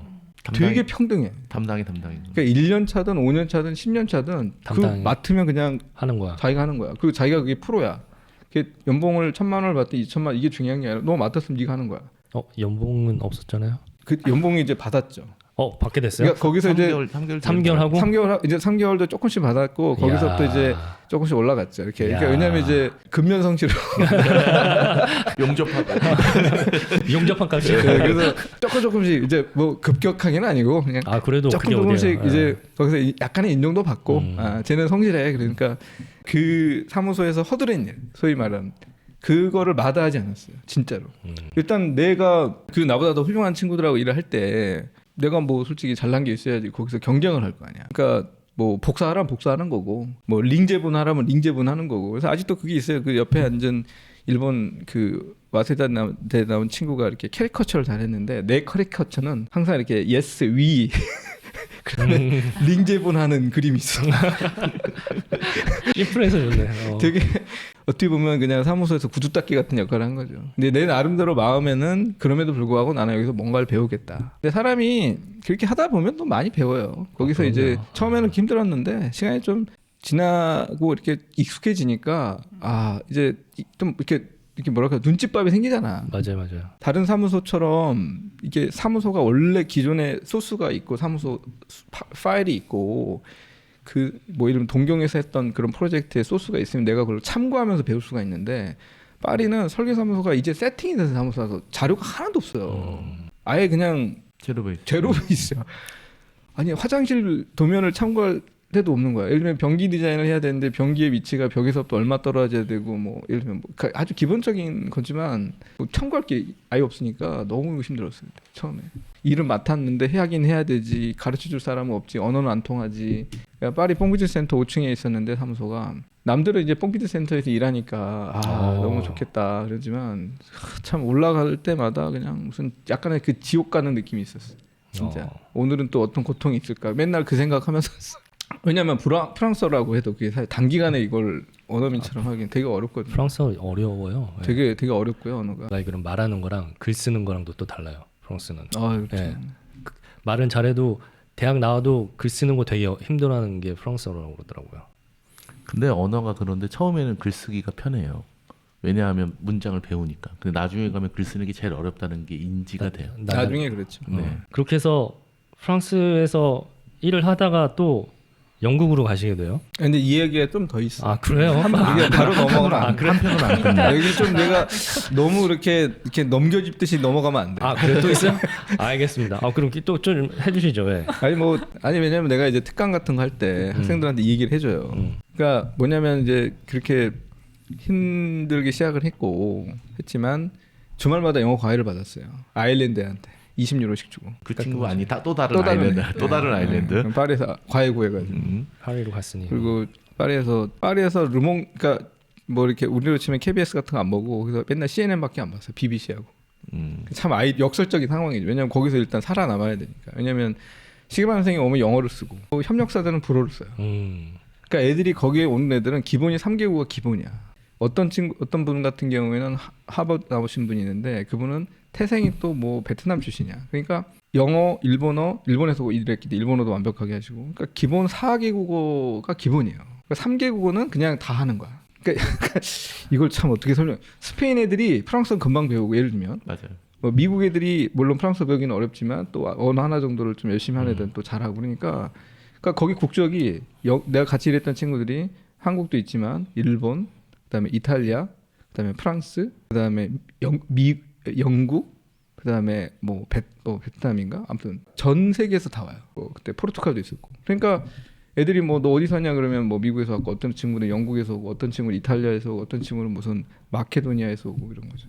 1년 반 참아 가지고 그걸 어쨌든 딱 실질적인 납품하고 회사를 그만두게 됐죠. 근데 그때 그 경험이 굉장히 저한테는 이제 커리어상으로 보면은 중요했죠. 아 그러면은 그만둘 때는 다음이 어딜 가야 되겠지가 있던 게 아니라 그냥 그렇죠. 할 만큼 했으니까 이제 가야 되겠다 해서 이제 그래서 다음에 직장을 모아티 리비라는 사무소를 구했는데 아 거기가 거기구나. 예. 근데 그 사무소에 이제 갈 때는 이제 연봉이 부르는 게 까지는 아니지만 어쨌든 상당히 많이 받았어요. 아까 말했다시피 유럽에서 메이저 설계 사무소에서는 메이저의 경력이 되게 중요해요. 학교는 중요하지 않아. 내가 보면은 어떤 일을 프로젝트 해봤냐, 너 어떤 프로젝트를 한 경험이 있냐는 거지. 근데 이게 이 프로젝트를 했다, 이 CC 설계 해봤잖아요. 이게 공모전이 아니라 CC 설계는 또 완전 다른 거거든. 그러니까 어쨌든 뭐 구두 닦기 하면서 뭐 나름 잡는 일, 허드렛 일 다 해가면서 어쨌든 이거를 경험을 하고 나니까 이 프랑스 설계 사무소에서 보기에는 대단한 경력인 거예요, 사실. 대단한 경력인 거예요. 왜냐하면 이게 메이저 프로젝트, 유럽에서 제일 중요했던 당시 상황에서 프로젝트에 그 팀의 일원으로 했고, 그러니까 이제 연봉 협상이 되게 쉬웠어요. 내가 이만큼 얘기를 한 거 빨리 오라고, 빨리 오시라고, 빨리 갖고 그래. 빨리 같이. 이때 국비장하고 끝날 때쯤. 끝날 때쯤. 그래서 거기 사무소에서 정말 굉장히 재밌게 일했어요. 거기서는 이제 조금 더 이제 그 전에는 이제 구두 닦기였다면 여기서는 이제 좀 아키텍트로 디자인 같은 것도 하고 디자인을 했죠. 거기서 디자인 이제 내가 하나를 뭐 이렇게 책임지고 이렇게 하는 사람이 됐죠. 거기도 파리에서. 네. 프랑스는 조금 더 아키텍트가 디자인에 가깝게 일을 한다고 그렇죠. 들었어요. 그래서 엔지니어랑은 협업을 하고 협업을 하죠. 네. 그렇게 해서 훨씬 더 아키텍트가 디자이너로서의 존재 역할이 그렇죠. 막 크다고 들었어요. 일단은 아이디어, 어떤 컨셉의 아이디어를 낼 것인가가 제일 중요해요. 그리고 그 상황에선 제일 중요한 거는 엔지니어링으로 푸는 거는 두 번째 문제지만 크리에이티브한 어떤 자기의 이 프로젝트를 보는 관점과 아이디어가 되게 중요해요. 왜냐하면 이제 프랑스는 그 건축가가 모든 디테일을 다 해결하는 게 아니잖아요. 그렇죠. 엔지니어링이 워낙에 좋으니까 구조 엔지니어링 수준이 너무 좋아요. 그래서 뭐 아이디어만 좋으면 얼마든지 이걸 이렇게 받아들일 수 있는 이 서포팅 시스템 너무 좋으니까. 그러면 어느 정도 사무소가 규모가 있는 데는 엔지니어가 한두 명은 끼고 있게 되는 그 거구나. 많죠. 예, 그런 데도 있고 협업 관계도 되게 좋고. 유럽은 건축의 시장에 건축가의 지분이 어떻게 보면 리더로서 큰 방향성을 제시하는 역할이 제일 중요하지. 내가 그걸 거기에서 뭐 어마어마한 디테일을 다 풀고 무슨 뭐 이거는 그럴 사람이 너무 많아요. 그걸 풀어줄 수 있는 사람이 너무 많고 너무 잘 돼 있어. 한국 시장하고는 다르죠. 결이 좀 다른 다르죠. 거죠. 우리나라는 건축가가 모든 걸 하지 않으면 당신 잘못이야라고 얘기하는 시장이고 유럽에서는 당신은 좀 더 크리에이티, 더 창의적이어야 돼라고 주장. 창의적인 걸 내놔. 그게 더 중요한 거지. 사실 이게 좀 달라요. 그게. 약간 독일 문화예요. 독일이 같이 붙어 있는데 프랑스는 조금 더 창의적이고 디자이너여야지. 디자이너는 다른 얘기를 해야지가 중요한데 독일에서는 건축사가 우리나라랑 비슷한 역할을 해요. 맞아요. 엔지니어링까지. 그러니까 언어에 아까 박 소장님 얘기하신 것처럼 그 언어가 되게 중요해요. 프랑스는 그래서 단어 하나하나 쓰는 게 되게 중요하고 예를 들면은 장 보드리에르라는 철학자가 장 루베라고 같이 소위 말하는 이제 대담 디스커션을 하는 책이 있어요. 굉장히 진짜 좋은 책인데 건축가의 어휘가 거의 철학자의 어휘하고 똑같고 또 철학자의 어휘는 건축가의 어휘하고 똑같아요. 그래서 제가 이제 학교 다니면서 들었던 수업 중에 하나는 철학 선생님과 철학가 선생님하고 건축가 선생님이 같이 공동 강의라는 수업이 프랑스엔 되게 많아요. 고대 그리스는 다 철학자가 건축하고 그랬었잖아요. 그렇죠. 네. 원래는 하나의 학문이니까. 학문이 그렇게 많지 않았으니까. 이제 영국으로 넘어가세요. 가기 전에 그러니까 거기에서 그러니까 네. 넘어갈게요. 네, 넘어갈게요. 네. 거기서 이제 그 사무소에서 이제 어쨌든 뭐 좋은 평도 받고 뭐 그럼 그 사무실에서 몇 년 일하셨어요? 1년 있었어요. 그러면서 뭐 그 사이에 뭐 학교 졸업도 못한 거 이제 졸업도 하고 근데 되게 좋았어요. 뭐 나름 최우수 졸업도 하고 야. 교수님들이 너무 칭찬을 많이 해주셨어요. 그래서 내가 아직도 기억하는 게 그때 심사위원장이 되게 유명하신 분이에요. 정말 유명한 프랑스에서 최고의 유명한 부분 중에 한 분인데 그분이 다른 이제 5명의 심사위원 이렇게 다 초청해가지고 1초의 망설임도, 그러니까 프랑스어로 말하면 이제 1초의 망설임도 없이 최우수 졸업으로 내가 명명하겠습니다라고 이야. 딱 그 해주셨어요. 그걸 잊을 수가 없어요. 그 순간도 정말 너무 행복한 순간이었어요, 사실. 정말 나랑 정반대. 그러니까 넌 나도 졸업을 간신히 할 거다 이랬는데. 근데 재밌으니까. 네. 나는 넌 재밌었고 그래가지고 그리고 나서 이제 프랑스를 떠나보고 싶었고 좀 더 새로운 도전을 해보자. 왜냐하면 그때만 해도 뭐 7, 8년 살았으니까. 그래서 이제 해외 설계사무소로 지원을 했어요. 영국 가는 얘기인데 어디 지원했냐면 자하디드 런던이 당시 DDP 설계를 하려고 준비하는 상황이었고 헤르주그 듀미론이 영국에 있는 테이트 모던 이 증축 공사를 준비하는 상황이었고 그다음에 프랭크 게리가 루이비통 파운데이션 파리에 한 그 프로젝트를 시작하는 단계였어요.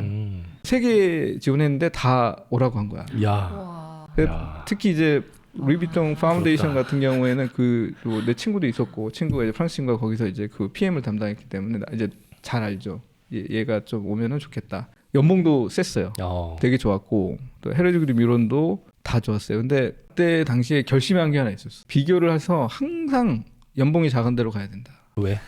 욕을 안 할 수가 없는데 또 미쳤네. 근데 왜? 그 이유는? 그냥 내 개인적인 그냥 그거였어요. 왜냐면 쉬운 길은 다 이유가 있는 거고 쉽다고 하기 좀 그렇지만 돈을 많이 주는 건 이유가 왠지 뭔가 이유가 있을 것 같은 거야. 한국에 설계사무소 다닐 때도 좋았긴 했지만 그 안정된 회사였어요. 근데 이제 그게 안정됨이라고 하는 것 자체가 이제 나의 입장에서 보면 난 돈 배우고 싶은데 이런 또 있잖아요. 그러니까 유럽에서는 안정된 그런 거보다는 난 좀 도전적으로 내가 배우고 싶은 걸 하고 싶은 거 여기 왔는데 이렇게 어렵게 왔는데 그러게 하고 싶지 않은 거지. 그래서 비교를 딱 해보니까 자하디드가 연봉이 제일 낮아. 맙소사.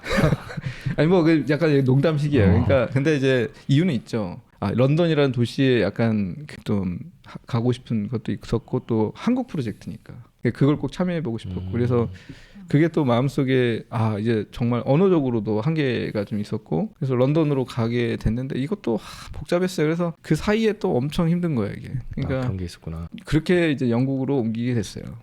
여기까지 영국이지. 한국으로 가라 그럴 수 한국으로 가야 될 수도 있었어요. 그렇죠. 근데 나는 프랑스 당시에 체류증이 있었기 때문에 그래서 이제 프랑스에서 이제 할 수가 있었던 거지. 그때 이유였나요, 영국이? 이유였어요 당시에는. 그럼에도 불구하고 또 복잡하더라고. 쉥켄 지역에 안 들어와 있어서 그랬었나? 그래서 영국으로 자하디드 사무실로 네, 가게 된 거죠. 가게 됐죠. 근데 거기서 DDP 프로젝트도 했었어요? 네, 몇 달 정도 했었어요. 이게 참 쉽지 않더라고요. 아무튼 그때 뭐 내가 적은 나이도 아니고 또 영어권의 또 문화는 또 다르더라고요. 프랑스에서 적응했는데 영어권을 가서 살려니까 또 쉽지는 않았고. 근데 처음에 거기 계셨던 또 그 한국분 형님이 계셨는데 자하디드 같은 팀에 그분이 많이 도와주셨죠. 이것저것 자문도 많이 해주시고 그래서 그분이 소개시켜서 박 소장님의 전 파트너를 알게 된 거예요. 같이 술을 먹은 거예요. 술 먹었다는 얘기지.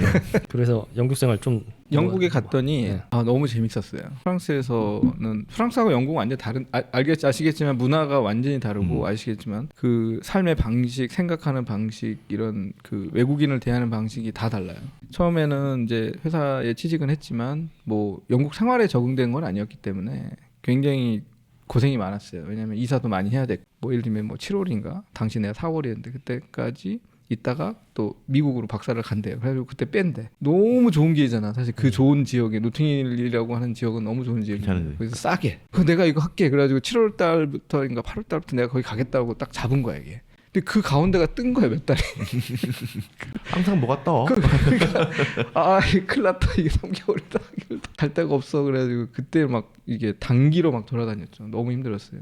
유학 생활이 기본인 외국 생활이라서 유학생으로 간 게 아니고 직장인으로 가게 되면 그 도시에 정착하는 시간이 더디더라고요. 더디죠. 네. 저도 이제 유학으로 어학이나 공부를 할 때 도시를 옮겼는데 그때는 정착이 되게 쉬웠는데 같은 학생들이 많으니까. 근데 딱 직장인으로서 다른 도시를 새로 가니까 어디에 섞이기가 힘들더라고. 힘들죠. 어떤 커뮤니티에도. 그리고 일하는 게 너무 바쁘니까 그렇죠. 거의 뭐 맨날 밤 10시 11시가 기본이고 그러니까 어디 뭐 다른 생각을 할 수가 없어요. 집에 가서 뭐 그냥 자기 바쁘니까. 자하디드 같은 회사들은 당시만 해도 뭐 일이 넘쳐나는 회사고 물론 이제 좀 서브프라임 때문에 좀 어려워질 때도 있었지만 전 세계에 정말 굉장한 프로젝트들을 많이 했어요. 그래서 뭐 DDP 같은 프로젝트는 그냥 내 관점에서는 물론 사람마다 다를 수 있지만은 자하디드 회사에서 메인 프로젝트로 분류가 안 될 정도로 더 크고 비싼 프로젝트가 많았어.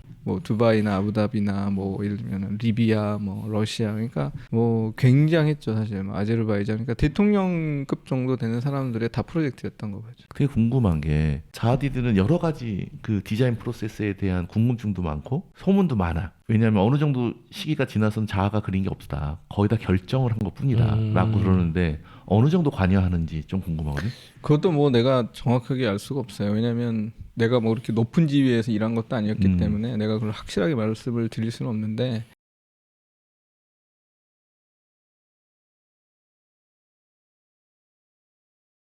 근데 내가 있었던 경험으로 보면은 자하 하디드의 그 디자인 스타일은 되게 명확한 것 같아. 예를 들면 직각으로 만약에 구조를 만들지 않고 이걸 사선으로 틀기만 하면 자하 하디드 디자인화 되는 거야. 그죠? 네. 그럴 수 있죠. 모든 창문을 사선으로 이렇게 마름모로만 만들면 자하 하디드화 돼요. 그래서 자하에서 일하는 친구들은 자하보다 훨씬 더 자하 하디드 자아스러워. 같아. 이 말을 참 아이러니할 수가 있는데 디자인 능력이 정말 뛰어난 친구가 있어서 같이 일하는 친구 중에 얼마나 경쟁이 치열하면 그 중에 하나의 메인 디자인 하는 친구가 있어. 근데 걔가 좀 뭐 며칠 동안 몸이 안 좋아서 안 나오잖아. 다른 친구가 디자인을 더 잘하는 거야. 아주 경쟁적으로 자해를 그렇죠. 모방하는구나. 굉장하죠. 그러니까 그러니까 설계사무소가 진화를 하는 거예요. 어떻게 보면 좋게 얘기하면 진화죠. 그러니까 예를 들면 뭐 얘기하면 스크립팅이라고 하는데 당시 중국 친구 하나가 이 디지프에서 몇 달 일하다가 이제 그 싱가포르의 아파트 단지 프로젝트의 마스터 플랜을 하게 됐는데 그 아파트 단지가 이렇게 있는데 플라워스케이프라고 해서 꽃잎처럼 막 형태가 굉장히 변화무쌍하게 변하는 거예요. 그러니까 테라스 면적이 다 다르잖아요. 방 면적도 다르고 그걸 어떻게 계산하냐고 맨날 용적률 건폐율을 계산할 수가 없잖아요. 근데 당시에 이제 스크립팅이라고 해서 C 언어로 이 프로그램을 짤 수가 있어요. 코딩해놨구나. 네, 코딩을 할 수가 있어. 근데 그걸 원래 이 친구들이 참 대단하다는 생각이 드는 게 주말에 그냥 해와. 나 이거 주말에 한번 연구해봤어 하고 해와. 와. 그래서 그 중국 친구가 그 코딩을 만들었어요. 그러니까 이게 좀 그냥 A급 사무소 전 세계에서 A급 사무소 시계로만은 또 다른 게 있고 여기는 또 완전 다른 거야. 되게 젊고 애들이 단점도 있죠. 그러니까 약간은 이제 정말 경험이 많은 건축가들이 좀 없고 다만 굉장히 젊고 에너자이크하고 형태를 잘 다루고 거기에 대한 창의적으로 어떻게 보면 프로그램들을 흡수해서 자기화시키는 그리고 그걸 자하디드보다 더 잘하는 거지. 자기 디자인. 그런 친구들이 넘쳐나는 거야. 그러니까 이게 무슨 가만히 놔둬도 자아가 계속 복제되는 거예요. 그렇죠. 그 복제되는 느낌. 그러니까 거기에 약간 PC방 같아. 모형 만드는 데도 없고 그냥 컴퓨터밖에 없어요. 왜냐면 그 모형을 만들 수가 없잖아. 그러니까 모형 스터디를 할 수도 없고. 그러니까 3D에서만 같이 다 노는 거야. 3D로 파일 주고받고 그 이미 벌써 그게 10몇 년 전인데. 당시에 이제 자하디드도 큰 프로젝트를 많이 진행하고 거기에 대한 CC 설계 한계를 느낀 거죠. 왜냐면 DDP도 CC 설계를 해야 되는데 자기들이 컨트롤해야 되는데 그 경험한 사람이 많지 없으니까. 그래서 이제 프랭켈이나 이런 카티아 기반으로 일했던 사무소에 팀장급 이상, 파트너급으로 사람들을 많이 데려왔어요. 그래서 내가 있었던 그 상황에서는 자하에서 굉장히 유능한 친구들 많았지만 또 외부에서도 그런 거를 그러니까 CC 설계를 잘 풀 수 있는 친구들로 많이 유입을 하는 되게 그런 역동적인 상황이었던 것 같고 이렇게 팀원으로 일하는 친구들은 전부 다 이제 영국에서 공부한 친구들 아니면 미국 컬럼비아나 이런 데 공부한 친구들이 되게 많았고 그리고 애들이 기본적인 디폴트 값이 상상 이상이야. 빠르고 정확하고 일 잘하고 또 욕심이 많아. 그럴 수도 있겠다. 생각해보면 자아가 생각하는 사선이라든지 새로운 공간이 형태적으로 조금 분명한 방향성이 분명해요. 그러니까 자기 복제가 쉬운 거지. 쉽죠. 예. 근데 다른 애들은 개념적인 것들이 들어가다 보면 이 상황마다 이 개념이 다르기 때문에 복제하기가 힘든 거지. 그렇죠. 그 우두머리가 그 개념을 정해주지 전까지는. 처음에는 이제 그 자하디드에 대한 건축에 대해서 뭐 형태만 있고 뭐 이런 이렇게 비판도 할 수 있죠. 사실 어떻게 보면 돈만 많이 들고 뭐 이렇게 할 수 있지만 가서 나는 생각이 많이 바뀌었죠. 왜냐하면 이런 형태나 이런 어떤 포밍에 대한 걸 떠나서 이런 걸 만들기 위해서 하는 인간의 창의성의 극단을 보여주는 것 같아. 노력 노력과 그러니까 물론 왜 그렇게 힘들게 하니 하고 하면은 할 말은 없어요. 근데 그 결과값들이 세상에는 항상 우리가 요구하는 그 디자인의 정의는 없기 때문에 누군가가 그걸 해서 그걸 만들므로써 새로운 세계가 열린다면 새로운 세계도 연기고 분명히 감동도 있죠. 그렇죠. 그러니까 그게 역사라고 하는 거예요. 그러니까 그거를 보는 관점에서 보면 그들이 하는 그런 시도들과 형태를 만드는 과정들에 대한 열정은 정말 감동적이에요. 그러니까 사실 거기서 이렇게 일 안 해보면은 이렇게 밖에서만 봤을 때는 좀 이게 이해하기 힘든 부분이 있는데 정말 열심히 하고 경쟁도 치열하고 애들이 자기가 좋아서 하는 일이야. 그러니까 내가 아직도 기억이 나는 대만 친구가 있는데 그냥 밤을 새는 거야. 나도 11시에 퇴근했는데 아침에 다음날 일해서 갖고 8시인가 일찍 갔는데 아직도 일하고 있는 거야. 야, 이정호보다 더한 독종들이 많은 거 아니야, 보기가. 나는 잽도 안 낸다니까. 그렇게 그런 상황이 아니에요. 거기는 애들 이것도 디자인을 다 잘해요. 기본적으로 정말 잘하는 애들이야. 그러니까 각 나라에서 가장 디자인을 잘하고 그런 약간 어드밴스한 그런 형태나 이런 컴퓨터 툴을 잘 다루는 애들이 다 모여 있는데 걔네들끼리 경쟁을 해서 또 뭔가를 만들고 거기서도 또 에너지가 넘치고 체력 좋은 애들이 또 살아남고 주말에 해보면 할 말이 없으니까.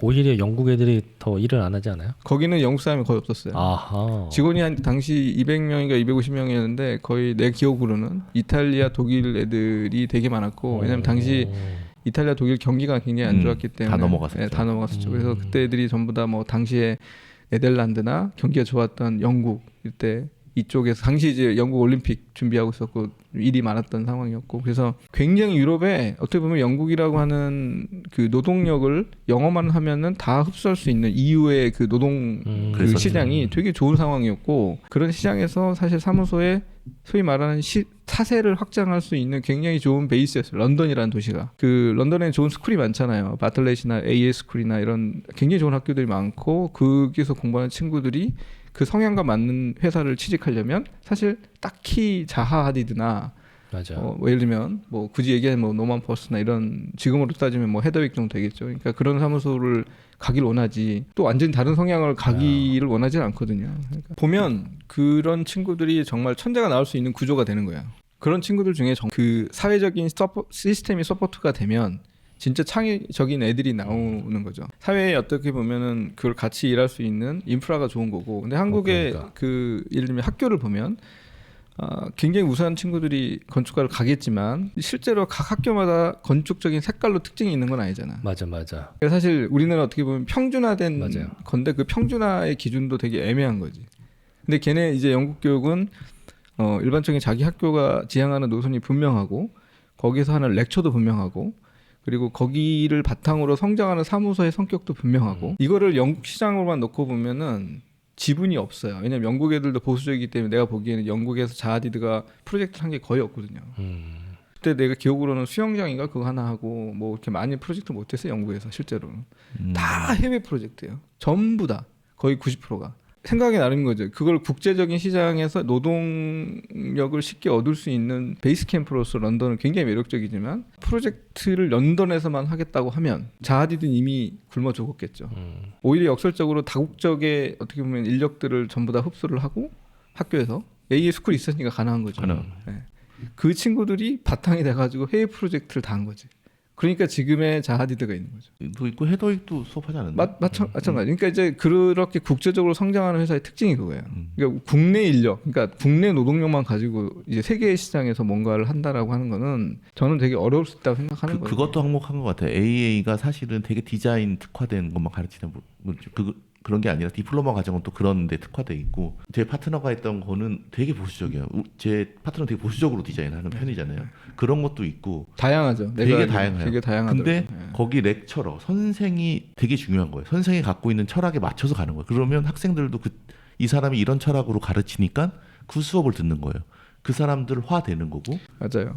근데 그렇게 디자인 쪽으로 특화될 수 있었던 게 엔지니어라는 데가 잘 발달이 돼 있어서 걔네들이 서포팅이나 아니면 같이 일할 수 있게 디자인적인 거를 실현화 시켜줄 수 있는 그런 사회적 구조라고 그러나? 그게 그렇죠. 있어가지고 가능했지 않았을까요? 그러니까 뭐 프랑스든 독일이든 영국이든 나는 그 인프라는 비슷하다고 생각해요. 그러니까 걔네들은 꼭 인프라를 영국에만 한정짓지 않아요. 아니 스위스 엔지니어 데려와. 이탈리아에서 이거 푸른 애 있어? 그럼 이탈리아 데려와. 이거지 개념이. 그러니까 유럽이라고 하는 큰 이 시장 자체가 하나의 그 마켓으로 하나의 시장이죠. 그러니까 우리로 얘기한다면은 엔지니어 풀이 되게 넓은 거고 프로젝트만 좋고 자기가 좋은 아이디어만 있고 클라이언트만 억셉트한다면은 다국적의 용병들을 다 끌어모아서 그 수준의 프로젝트를 올릴 수가 있어요. 근데 한국은 안 되잖아 그게. 안 되죠. 그러니까 그게 제가 그냥 경험한 바로는 사실 이것만 갖고도 한 2시간 해야 돼. 이런 한계에 대한 것만. 그러니까 이게 맞아. 굉장히 중요한 부분이 그 부분이죠. 사실 유럽에서의 그 배웠던 거를 똑같이 한국에서 뭘 해보겠다? 절대 안 된다고 저는 개인적으로 생각해요. 왜냐하면 이게 그냥 쉽게 얘기하면은 이게 저 금메달을 주는 게 단체 게임인 거야 이거. 건축이라고 하는 거는. 근데 우리가 착각하는 게 평행봉 한 종목만 갖고 주는 게 아니거든 이게. 건축은 다 골고루 맞아요. 모든 그 구성원들의 능력이 극대화됐을 때 그 건축이 빛이 나는 것 같아요. 제가 보기에는. 그리고 문화가 그 리더만 칭찬하지 않는 리더가 사실은 제일 전면에 드러나기 때문에 각광을 받는 건 맞아요. 그렇지만 그 엔지니어들의 협업에 존중이 있어요. 그렇기 때문에 그 사람들도 충분히 금전적으로도 수익을 가져가고 사회적 지위도 얻는 거죠. 근데 우리나라는 사실은 너무 건축가들만 있고 좋은 건축가도 협업을 통해서 오히려 서브를 할 수도 있는데 서브로 가게 되면 자기는 자기 지위나 명예를 잃는 것처럼 여기고 맞아. 그런 협업 관계가 되게 그물처럼 촘촘하게 돼 있는데 우리나라는 그 리더만 있고 여기는 더 밑에가 있는 것 같아. 여기 관계가 없어. 그러니까는 협업이 안 되는 거지. 이 사람은 나 잘났으면 돼 있고 이 사람들은 너 잘나면 할 수 있으면 우리는 우리 일만 하면 돼. 더 이상의 더 상승 작용은 없어. 그냥 우리 하던 대로만 할 거야. 여기서 이 갭이 안 채워지니까 끌고 나가기가 되게 힘든 것 같아요. 설계하시는 분들이 엔지니어 쪽을 또 공부하는 거는 요즘에는 아니니까 그 갭 때문에 오는 그런 차이도 있을 수 있고. 그게 되게 복합적인데 그거를 가르칠 학교가 없을 거예요. 그러니까 그게 좀 역설적이게도 한국에서 자기가 정말 좋은 엔지니어가 되고 싶고 자기가 그 분야에서 이런 거를 공부하고 싶다라고 했을 때 사실 그거를 배울 수 있는 학교가 딱히 되게 어려워요, 사실. 전무하죠. 그러니까 역설적인 게 뭐냐면 보편적인 평준화된 어떤 교육은 할 수 있지만 좀 더 색깔이 있고 좀 더 예를 들면 우리의 목표가 한국에서 그냥 일반 건물 짓는 게 아니라 조금 더 세계적인 걸 해보고 싶어. 그리고 좀 더 독특한 걸 해보고 싶을 때는 사실은 좀 바뀌어야 되잖아요. 맞아요. 그 기본적인 근본 자체가. 예를 들면 엔터테인먼트 산업 자체에서도 우리가 옛날에는 뭐 홍콩의 배우들, 우리 때 어렸을 때만 해도 왕조연 다 전부 다 책받침하고 있었을 때 생각해 보면 30년 지나서 사실 이 홍콩을 넘어서 사실 아시아를 넘어가고 또 전 세계를 가듯이 그 사람들이 근데 목표가 딱 그 한국이라는 시장만 했었으면 그렇게 될 수가 없었죠. 방향이 다르면 전략이 달라야 되고 그 전략이 다르려면 트레이닝 시스템이 바뀌어야 돼요. 그리고 이게 어떻게 보면 필요에 따라서 그거를 잘 활용해서 서로가 파일을 키워서 서로 그 파일을 나누는 시스템이 돼야지만 이게 좀 비전이 있지 않을까. 근데 이제 제가 이제 경험한 바로는 파리나 런던에서 일했을 때 그런 국제적인 무대에서 일하는 그 사무소의 특징들은 좀 그런 시스템들이 좋은 것 같아요. 그리고 물론 다 어려워요. 거기서도 굉장히 어렵고 오픈하기도 어렵고 일 따기도 어렵고 사실 우리나라보다 기회도 없고 사실 그래요. 그건 뭐 한국의 또 장점이죠. 엄청 큰 장점이고 한국은 젊은 건축가들한테 일을 할 수 있는 제도적인 것도 있고 어느 정도 시스템이 돼 있기 때문에 그 처음에는 되게 좋은 스타팅이 되는데 역설적이게도 거기서는 한번 랜딩이 이제 돼서 조금 어느 정도가 이게 올라갔을 때는 더 확장할 수 있는 그 이렇게 추진력이 굉장히 좋죠. 좋다. 네. 그런 게 좀 차이가 있는 것 같아요. 한국은 이게 5년제가 되면서 대학적인 게 대한 특화도 좀 사라진 게 아닌가 싶기는. 커리큘럼이 다 비슷비슷하니까 사라졌죠. 근데 5년제 역할이 있기도 한데 5년제 때문에 좀 전에 말씀하신 것처럼 상향 편준화는 됐어요. 그러니까는 그 전에 교육이 솔직히 우리가 작업실에서 배웠지 선생님들한테 그닥 배운 건 없잖아요. 그러니까 깊이가 더 있어졌죠. 네. 좀 더 체계화되고 그거는 분명히 있어요. 그래서 네. 설계를 가르쳐요. 그래도 대부분의 수업에 가서 크리틱을 하고 외부 크리틱 가서 이 사람들이 어떻게 가르쳤나 보면 아 그래도 설계를 가르치고 있구나라는 느낌은 받아요. 근데 그 전에는 내가 받았던 수업들은 아 이게 설계 수업이었나? 그냥 잔소리 듣는 거였나? 와서 그냥 우리 학교만 그랬는지 모르겠는데 그냥 와서 왜 이렇게밖에 못했니? 더 잘해와. 더 많이 보고 그리고 그냥 가셔. 그 시절 선생님들은 그럴 수 있었던. 근데 그 시절 그 선생님들도 사실 교육을 많이 못 받으셨지. 학위를 받고 올라가고 지식은 쌓였지만 그걸 어떻게 전달하는지 방법들은 몰랐던 세대인 것 같아요. 통계를 보면 될 거예요. 통계를 보면 이제 건축과도 많고 건축공학과도 많고 학생, 그러니까 모든 대학이 다 있잖아요. 건축과는. 그러니까 지금까지 이제 그런 탄성과 관성으로 왔는데 이제 우리가 이제 다음 단계를 가려면 좀 다른 게 필요하지 않겠냐. 이제 개인적인 생각은 그래요. 그게 이제 계속 그렇게 이렇게 양적이나 질적이나 뭐 저는 그런 면에서 보면 미국에 있는 명문대학이나 영국에 있는 명문대학들이 그래도 굉장한 큰 동력이 돼서 그 사실 주류 건축을 만들고 그 흐름을 유지하고 있지 않나 나는 그렇게 생각해요. 그리고 일본은 그걸 좀 빨리 안 거죠. 그런 상황에 대한 엔지니어링의 중요성이나 그래서 뭐 예를 들면 일본의 사사키라든 이런 엔지니어들 다 사실 그 사람이 배출한 거잖아요. 프리츠컬을. 근데 우리나라도 이제 뭐 건축가가 프리츠컬을 받았다고 얘기는 하지만 사실 그런 미려하고 그런 섬세하고 완성도 높은 구조 디자인과 이런 거를 할 수 있는 그런 사회적인 어떤 기본기라고 해야 되나 그런 것들이 성장할 수가 있어야 되는데 한국에서는 그런 구조 디자이너를 만나는 것 자체가 불가능하니까 아마도 우리가 가지고 있는 상상력과 창의력을 더 가고 싶어도 한계가 딱 주어지고 뭐 3m만 넘어가면 건축 구조 심의를 받아야 되니까 사실 이런 상황에서 누가 3m 넘은 캔틸러버를 쉽게 뽑을 것이며 그러니까 왜 뽑으세요 그러니까 굳이 그렇게 그걸 뽑으려고 하면 뭐라고 하는지 알아요? 이거 구조심이 잘못 들어가면 프로젝트 다 날라갑니다. 그러니까요. 건번져 주는 다 바뀌는 거죠. 그러니까 이게 그러니까 심의도도 뭐 참 아이러니한 일이지만 뭐 심의위원들 뭐라고 하긴 좀 그렇지만 자기 역할을 해야 되니까 한마디씩 하다 보면 이게 사실 누더기가 되는 거지. 산으로 와 있죠. 산으로 가는. 그러니까 우리나라에서는 그 한계가 분명한 거죠. 그러니까 그 이상의 창의력을 요구하는 프로젝트들을 하기 위해서는 어쨌든 이런 근본적인 판 자체가 조금 더 바뀌지 않고서 뭐 한국 건축가들한테 왜 건축 디자인이 이러냐라고 얘기하는 것 자체가 난 좀 말이 안 되는 것 같아요. 많은 사람들이 잘 모르긴 하니까. 네. 뭐 영국 얘기하다가 여기까지 왔는데 그럼 영국에서 프로젝트 하셨던 게 뭐가 있을까요? 뭐 DDP 프로젝트 처음에 했었고요. 몇 달 했었어요. 처음에 그것 때문에 갔는데 가서 그 일 하다가 좀 그때 이제 담당했던 그 PM하고 좀 싸웠어요. 네, 싸웠고 너무 좀 한국 사람으로서 싸우는구나. 네, 좀 싸웠어요. 한국 사람은 너무 자존심 상해가지고. 싸워야지 그런 걸. 그래서 이건 난 못하겠다 해서 이제 그 팀에서 나와서 그 싱가포르에 하는 프로젝트가 있었어요. 콘도미니엄 프로젝트인데 그걸 이제 해서 그 프로젝트 남은 기간 동안에 그걸 하고 이제 나오게 됐죠. 그 DDP는 한국에서가 아니라 영국에서 이제 경험을 그렇죠. 하시게 되는데 뭐 어떤 뭐 이야기거리나 뭐 그런 게 좀 있을까요? 당시에 DDP를 이제 자하에서 설계를 했고 사무에서 맞아요. 시설을 네. 같이 했죠. 사무에서도 직원들이 파견돼서 같이 협업을 했고 영국으로? 네, 영국에서 네. 런던으로 와서 같이 일했고 그다음에 그러니까 굉장히 어려운 프로젝트잖아요. 근데 이제 중요한 거는 뭐 그냥 제가 보기에는 당시 PM도 그 정도 큰 프로젝트를 자기가 해본 적이 없어. 어쩌다 보니 현상이 당선이 됐는데 이거를 이제 자기가 완성을 해야 되는데 뭐 그 정도로 이제 경험이 그러니까 자아의 문제점이라고 하는 거는 이렇게 경력이 정말 많은 사람들이 많이 없었어요. 당신의 이제 사무소는 커졌지 이 복잡한 형태를 많이 풀어본 사람은 없지 하는 상황이었지. 내가 그냥 옆에서 보니까 그래서 나는 이제 그걸 어떻게 푸는지 궁금해서 갔는데 안 풀고 있네. 별로. 그러니까 예를 들면은 그런 비정형적인 형태를 예를 들면 이 더블 밴딩이라고 하는데 그걸 라이너로 네. 이렇게 우리가 모델링을 하면은 예를 들면 그게 도면화 시켰을 때 그 곡률값이 정확해야 되잖아요.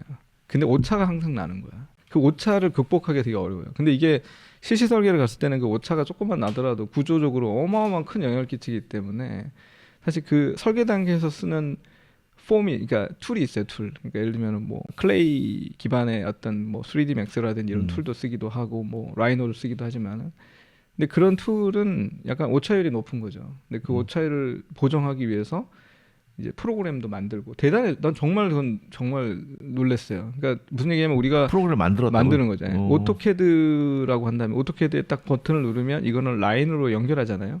근데 그거는 누가 만들었겠어요? 오토캐드를 디자인한 엔지니어가 만든 툴이야.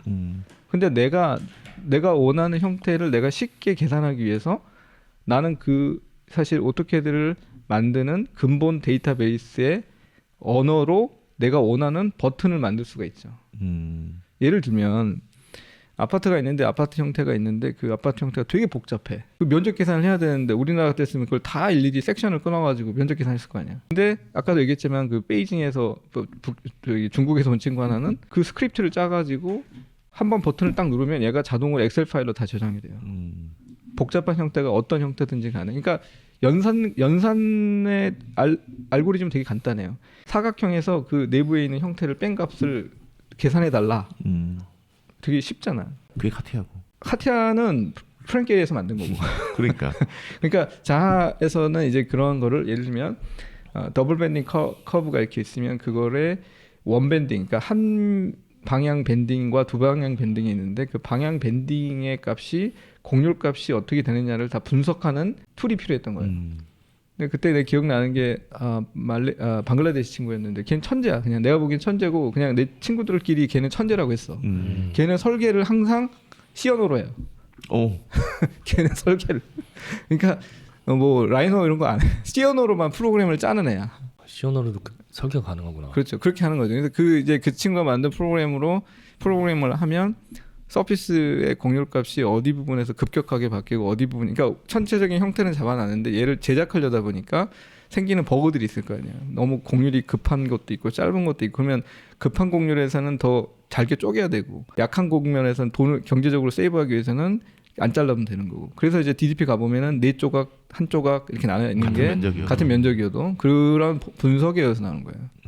물론 이제 그게 자에서도 그 친구랑 그렇게 했지만 나중에 결국 프랭 게리라는 그 게리 테크놀로지에 사실 그걸 또 해결을 했죠. 그러니까 그런 노하우라고 해야 되나? 그런 엔지니어링 노하우는 사실 쉽게 가져갈 수가 없어요.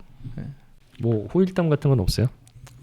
후일담 뭐 공개되지 않은 뭐 후일담까지는 아니고 그때 당시에 서프라임이었어 2009년 정도가 그래서 이런 이야기 그때 내 기억으로도 리비아의 카다피라는 왕이 있었는데 대통령인데 그 대통령이 죽었어요. 그러면서 그런 이제 그 엄청 거대한 프로젝트들이 다 이제 없어지는 거지. 네. 두바이 프로젝트도 이제 당시 두바이 경제가 굉장히 안 좋아지면서 한때 안 좋았죠. 네, 그래서 그 프로젝트 다 캔슬되고. 근데 내가 알기로는 그리고 나서 이제 서울 프로젝트가 중요해진 거지. 내가 알기로는 네. 네. 그렇게 그리고 사실 DDP는 사람들이 어떻게 생각할지 모르겠지만 나는 되게 한국 사람이기 때문에 만들 수 있었던 프로젝트라 생각해요. 그게 진짜 한국 사람들의 그 능력이야. 내가 그냥 옆에서 보기에는. 그러니까 그게 자하에서 어떻게 설계를 했던 간에 그걸 실시 설계를 푼 팀도 그렇고 시공 팀도 그렇고. 그거를 굉장히 창의적으로 해결을 해낸 거죠. 금속으로 게다가 그리고 퀄리티도 굉장히 높게 만든 거고 사실 그거는 굉장히 저는 존중받아야 된다고 생각해요. 그 자체에 대해서는. 그런 얘기가 있더라고요. DDP가 자아가 설계한 것 중에 퀄리티가 거의 최상의 그렇다고 봐요 저는. 네. 그 정도로 봐요. 그러니까 우리나라의 어떤 기술진들 삼성물산에서 했잖아요. 그 적어도 해외에서 메이저 설계에 대한 시공은 그 정도 역량은 되는 거예요. 시공 자체 역량. 하려면 할 수 있는데 생각해보니까 할 수 있다는 거죠. 그러니까 그게 이제 DDP가 어떻게 보면 자하에서도 부끄럽지 않은 프로젝트가 되었다는 게 중요하다. 저는 그렇게 보는 거죠. 자하디는 얼마나 관여를 했어요? 그 제가 노코멘트 해야 될 것 같아요. 원래 오케이. 그 정도만 해도 충분해. 제가 뭐 그걸 뭐 더 이상 그래요. 얘기하는 건 안 맞는 거. 네, 알겠습니다. 네. 이게 시간이 많이 돼서 연구 생활을 정리해야 될 것 같은데 그러면 이거는 그냥 유학생활 편으로 하나를 하고 나중에 시간 되실 때 한국에 온 거하고 관련된 프로젝트 이야기는 나중에 한 번 더 하면 어떨까 싶어가지고. 그래서 네. 내용이 되게 많아요. 뭐 건축 외적인 것도 있고 뭐 이제 한국에서 들어와가지고 뭐 이제 젊은 건축상 받은 것부터 해가지고 이게 한 질문으로만 따져도 한 10개 정도가 더 남았어. 근데 앞에 얘기가 너무 재밌어가지고 사실. 아 그래요? 네. 뭐 잘릴 게 없어. 호언한 대로 투표해야 될 것 같은데. 그러니까. 내가 얘기하고 싶은 그거예요. 아직 한국으로 오지 말고 그러면 자하에 얼마나 계셨죠? 1년 있었어요. 1년 있었는데 그러면 이걸 마치고 내가 한국에 가야지 라고 결심을 한 거 아니에요? 그러고 그렇죠. 온 거 맞죠? 네. 그럼 어떤 계기로 이제는 내가 한국에 가야겠다. 프로젝트를 하다 그러니까 어느 정도 이렇게 그게 프로젝트가 했던 프로젝트가 또 어느 정도 정리가 된 상황에서 또 다른 프로젝트를 하면은 또 1년이 가잖아. 또 2년이 가고 1년이 더 갈 수도 있지. 그러니까 나이가 당시 이제 내가 이제 나도 이제 내 프랙티스를 한번 해야겠다라는 마음이 들었어요. 그래서 아 이걸 여기서 내가 더 일을 하는 게 난 의미 없다, 난 답이 그러니까 없다. 정말 답이 없다는 아니지만 정말 좋았다. 네. 하지만 여기서 몇 년을 더 하는 것도 좋지만 이제는 내 일을 좀 시작을 해야겠다. 그 생각을 어떤 생각을 했냐면 아까 내가 말했다시피 인생의 그 선택할 때마다 항상 반대 선택을 했다고. 당시 경기가 제일 안 좋았거든. 그렇잖아요. 서브프라임이었어요. 네. 그러니까 정말 뭐 2008년도. 해고하고 난리가 나는 상황이었지. 당시 영국에서도 뭐 엄청나게 잘랐어요. 근데 나는 이제 자발적으로 나가겠다 내가. 근데 왜 그러냐면 그때가 찬스라고 생각한 거야. 왜냐면 내가 사무소를 그때 오픈을 해서 준비를 해야 경기가 올라올 때쯤이면 나도 일이 더 있을 거라 생각을 한 거지. 경기 좋을 때 내가 오픈하면 내가 뭐가 있다고. 내가 준비가 안 돼 있을 텐데 무슨 일을 누가 나한테 주겠냐. 나는 오히려 그 생각했어요. 오히려 역발상인지 모르겠지만 그냥 뭐 그런 경기가 안 좋을 때 오히려 이렇게 어려울 때 준비를 더 해서 왜냐면 처음에부터 내가 프로젝트가 있을 수는 없을 거고 어쨌든 뭐 공모전이든 뭐 어떻게 보면은 어디 사무소에서 안 하는 일을 받아가지고 하든지 간에 그 시간은 분명히 필요할 거다. 왜냐면 내가 법규도 잘 모르고 그잖아요. 실무적으로 보면 준비도 안 돼 있을 거고 내가 뭘 알겠어요. 사실 안다고 해도 뭐 다 수박 겉핥기지 솔직히. 제대로 지어보지도 않았기 때문에 내가 직접. 그러니까 그 시간은 분명히 걸릴 텐데 내가 당시 나이가 그래도 좀 적은 나이가 아니었기 때문에 이제 더 이상 늦추면 안 되겠다 해서 이제 결심을 한 거죠. 영국에서 그러면 사무실 낼 생각은 없었던 거예요? 그게 아니요 뭐 영국에서도 충분히 그런 생각을 할 수 있는데 그 정도로 어려워요. 유럽은 뭐 이렇게 만만한 나라들이 하나도 없어. 뭐 한국 시장은 쉽다는 거야? 아니요 그 파리에서 시작했어 나는. 파리로. 다시 파리로 파리 돌아가. 가셨어요? 예, 파리에는 그래도 기반이 있었기 때문에. 그럼 한국으로 들어오기 전에 파리로 파리에서 가서. 있었죠. 파리에 있으면서 일을 좀 뭐 이렇게 좀 따야겠다 해서 한국에 계시는 뭐 선배님들하고 뭐 공모전도 같이 하고 뭐 안 하는 허드렛 일도 하고 막 이렇게 했죠 그때 당시. 다시 허드렛 일을. 네, 다시 시작한 거죠. 허드렛을 다시 구두닦기로. 네, 구두닦기로 들어간 거죠. 근데 이제 그때는 정말 저 지금 보면은 말도 안 되는 막 사기도 당하고 그랬어요. 그냥 뭐 아파트 단지 무슨 재개발 아파트 단지 설계인데 막 이것만 발표하면 막 당장 나한테 일이 올 것 같은 헛바람 그런 일들 많잖아요. 많죠. 지금 보면은 말도 안 되는 건데 당시에 일이 없는 상황에서는 뭐 그거라도 해야지 하고 그게 희망이죠. 희망이죠. 그러니까 그거 막 열심히 하고 밤새고 막 사람들 프리랜서들 영국에서 일하는 친구랑 같이 고용해갖고 하고 그랬는데 결국은 뭐 돈까지 써가면서. 그럼요 돈도 못 받았어요. 시계일반하고 자아는 완전히 다른 사람인데 어떻게 거기서 그 일을 해갖고 저도 이렇게. 그게 너무 그러니까 그런 그러니까 헤르만 얘기를 하다 나온 거야.